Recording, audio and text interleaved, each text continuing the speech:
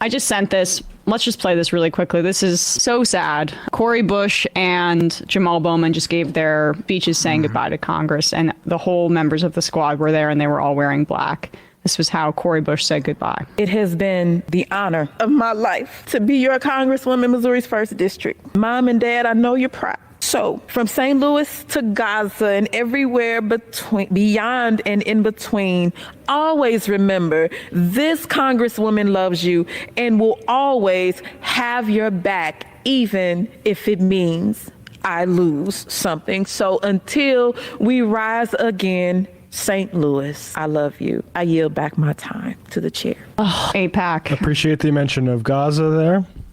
Right. As we talk about what Democrats and how Democrats are out of touch with the working class, we say goodbye to 2 working class members, particularly Cori Bush, who was unhoused for a time. Removed and replaced by plants.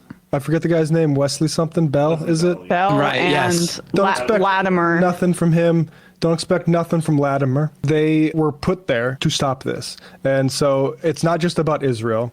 Our democracy is being hollowed out for an imperial project that is doing genocide right now. And you can say all that, and look, there are plenty of things to say about how, Ilhan and Rashida have maintained their power and the political sort of retail politics of that. But that cannot be the emphasis when millions and millions of dollars were spent by an evil organization to unseat these 2 members of Congress simply for 100% opposing what Israel's doing. And also like the idea, I think why it's more of why have Ilhan Omar, Rashida Tlaib, AOC, Summerlee been able to withstand it? Not that it's an indictment on Cori Bush or Jamal Bowman as politicians. Like, it's more just that those 4 that I mentioned were state legislators before, so they had institutional support within, well, not AOC, she's the exception, but the other 3, institutional support within the party in their state that maybe they had more infrastructure to protect them. And they also, I think, could work the halls of power in that way. But the majority of members of the Democratic Party who are not like that, right? And they are more, the majority of the members of the Democratic Party in Congress are more like as independent, not as independent. What I'm trying to say is the Cori Bush and Jamal Bowman were specifically targeted and exceptionalized for their stance on Israel, for their progressive politics. Because if they were just a standard Democrat, my point is that this wouldn't have happened to them. They would have been targeted and they would have kept their incumbency. Right. Also, it should be pointed out that the makeup of their districts, play a role in that as well, in terms of, what they spoke out about and how it affected them in their particular districts. For example, and I know in Jamal Bowman's case, his district lost a pretty big portion of his support base in the Bronx and then gained a more, conservative, wealthy, area became part of the district this time around. And that did not work in his favor. So that all plays a role in getting someone out who dares to, buck what is unpopular with the party. Not unpopular in general, though. Right. That's a microcosm of how the Democrats are just going under constantly, is these pressures, which is you're trying to straddle a professionalized suburban class plus urban class. Which one's going to win? It's constant. Maybe I'm just seeing a pattern negatively. It seems to me like the wealth, whatever side has the wealth, is going to ultimately be prioritized and preferred and win out. And now Westchester tells Mount Vernon what to do instead of a representative that I think could represent all of the working people in those areas. Now you just get the rich guys, and Latimer, right, and collect his AIPAC checks for the next campaign. Right. And we shouldn't. I just wanted to add, we shouldn't discount too, the institutional position that someone like Latimer is in. Primaries are not a reflection of where things are broadly. It's a reflection of where the people who vote in primaries, who are part of that party in that specific area, who are more so primary voters, where they are and how they feel. Yep. And it's, for people that aren't from New York State, it's hard to overstate how wealthy that new district is that was incorporated into, I guess it was New York 17. Is that correct, Bradley? The Scarsdale and Rye and all of that. Someone say Mount Vernon doesn't vote. Mount Vernon also is in Westchester. We know. I think we know the different demographics in that district, yes, and what Mount Vernon means broadly and what Westchester means broadly to anybody trying to be obtuse in the chat there. And their votes pressed because it's not spoken to by the majority of the party, who would rather have Wesley Bells and Latimers. And that is just this isn't just like how it plays out. The people that lead these parties Chuck Schumer, for instance, they prefer Latimer. Most of them prefer Latimers than Bowman's. That's just a reality. Yeah, and Westchester County includes other areas that are more urban, closer to the city, and Mount Vernon is a part of that too. I think part of Yonkers is also in Westchester County. So I think a perfect example here. Actually, I'm thinking about it. I went up to that district to help canvas for Bowman. And the thing I heard over and over again from the Democratic primary voters in these big houses was they were really, turned off by the fire alarm incident with Bowman.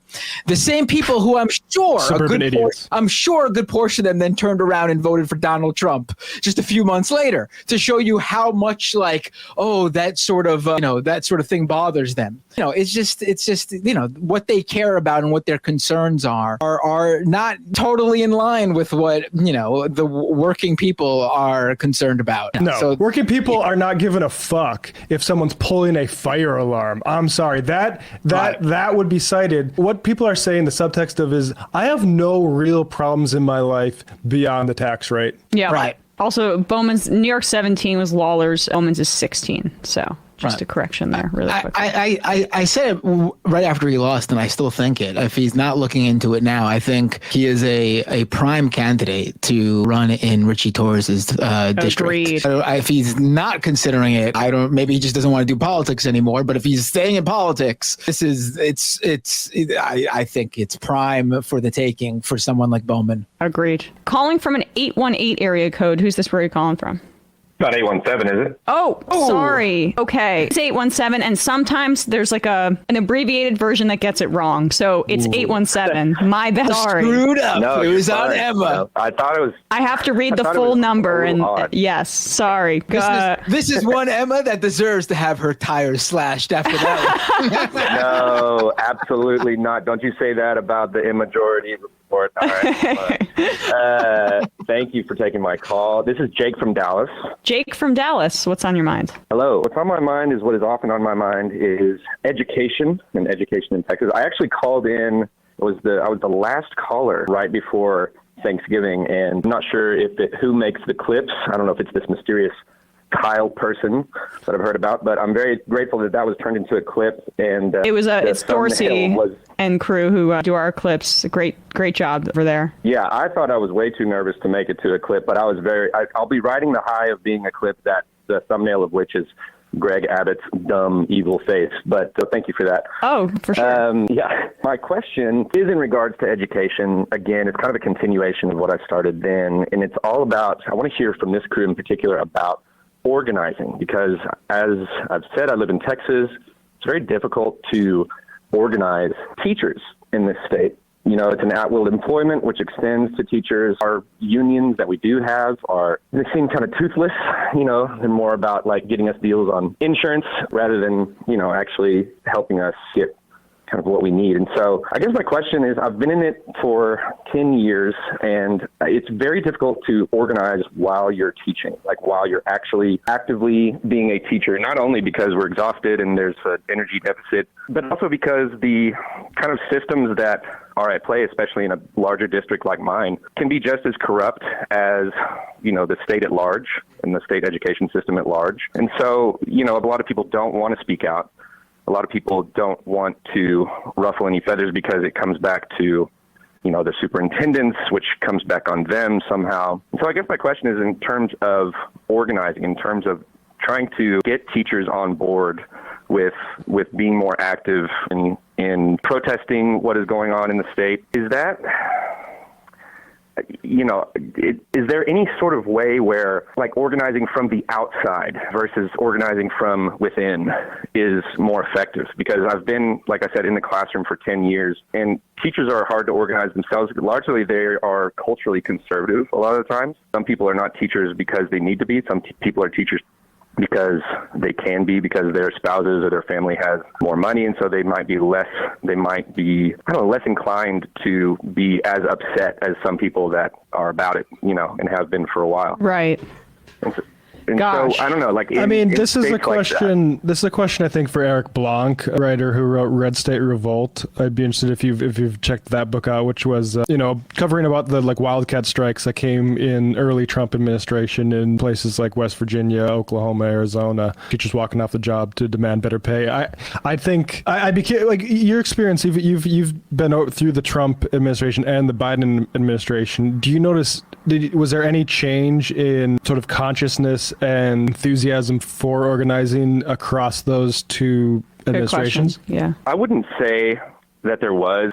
I think it's kind of part of the problem that I'm describing, is that the education world, especially in Texas, is very insular. And so as far as presidential, changes or executive changes are concerned, I didn't notice much of a change. I know that in other areas, Biden was really, really good for labor and for organizing, but it just feels like education itself in these more conservative states is more immunized, given what the Republican legislature can do to anybody who would speak out, and then how that affects how more local districts and that would handle teachers walking out or right. Things of that nature. Well, I mean, it's a question that I think, Matt, the work Matt's recommending there is probably a great place to start. But as an action outside of teachers, school board races are a good place to start. Yeah. For folks to basically have not veto power in the literal sense, but you know what I'm trying to say, over a lot of the most repressive measures against teachers. I think that's maybe not an advice for teachers themselves, but perhaps allies of teachers. Yeah, we definitely need more of that. Yeah, and that's kind of where I find myself, is that I'm exhausted from teaching, and I'm exhausted from, I find myself most frustrated and exhausted because of the large top-down systemic problems, rather than the local. I love the kids, I love my colleagues that I work with. That stuff really works, but it's just I find myself so exhausted by kind of the outside forces that will eventually and do kind of affect that more local area. And I'm caught between whether I stay in, affect my immediate community, or if I, branch out in some way and I don't know. This is no, I hear what you're saying though. Burden to bear, but it's alienating, and that's why it's by design. But I can say that, even outside of actually organizing, being a teacher with good politics is so important in a lot of these districts. I know the teachers that sort of influenced me and encouraged me toward curiosity towards the world and things like that, and also open-mindedness on politics, have a huge impact, even as the sort of austerity regime is, taking erasers and, markers away from them. Appreciate the call. But one more suggestion, really cool, says, tell caller to get Jane McAlevy's book. Thanks so much, Jake. Thank you so much. Right. It's quite difficult. I think I've said this before, that I have a family member that is working in trans affirming care in a red state, and it's just the idea of being able to keep going, as a teacher in that environment, as a healthcare worker for marginalized people like trans people in that environment. It is tough, and you guys are heroes, truly. Hey folks, don't forget to hit the subscribe button and check out our daily show. We do it every day at 12 p.m. Eastern for about 2.5 hours. We even take phone calls. You should check that out.